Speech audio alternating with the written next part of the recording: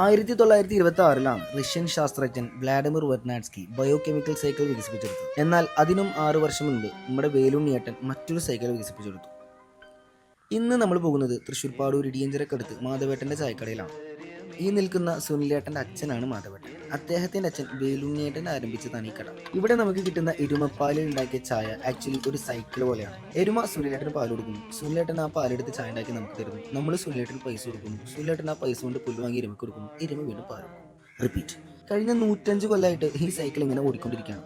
നമ്മൾ പറയാറുള്ള ഈ ഗൃഹാതുരത്വം ഇതാണോ എന്ന് എനിക്കറിയില്ല, പക്ഷേ ഇവിടെ പോയപ്പോൾ അങ്ങനെ എന്തൊക്കെയോ ഒരു ഫീലായിരുന്നു. പഴയ മേൽക്കൂര, ചാന്ത് തേച്ച ചുമരുകൾ, റേഡിയോ, ബെഞ്ചുകൾ, അങ്ങനെ ആകെ മൊത്തം ഒരു 18 സ്പേസ്. അങ്ങനെയൊന്നുമില്ല, ഇവിടെ പുട്ട്, പപ്പടം, റൊട്ടി.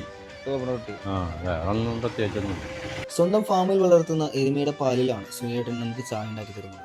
നോർമലി ഹോട്ടലിൽ പോയി കുടിക്കുന്ന പാക്കറ്റ് പാലിലെ ചായക്ക് 100 മാർക്ക് കൊടുക്കുന്നവരാണ് നിങ്ങളെങ്കിൽ ഈ ചായക്ക് 200 മാർക്ക് കൊടുക്കും. കുടുംബത്തിലെ 3ാം തലമുറയാണ് ഇപ്പൊ കട നടത്തുന്നത്. ചേട്ടൻ ആ ഒരു മോശംകാരനാണോ? അച്ഛനായിട്ട് തുടങ്ങിയിട്ട് ഞാനായിട്ട് കഴിഞ്ഞു. നമുക്കിടയിൽ മാറിക്കൊണ്ടിരിക്കുന്ന ഉയർന്ന ചിന്താഗതികളും സങ്കല്പങ്ങളും ഈ ഒരു തലമുറക്കപ്പുറം മാധവേട്ടൻ്റെ കടയെ നമ്മളിൽ നിന്ന് ഓർമ്മയാക്കും.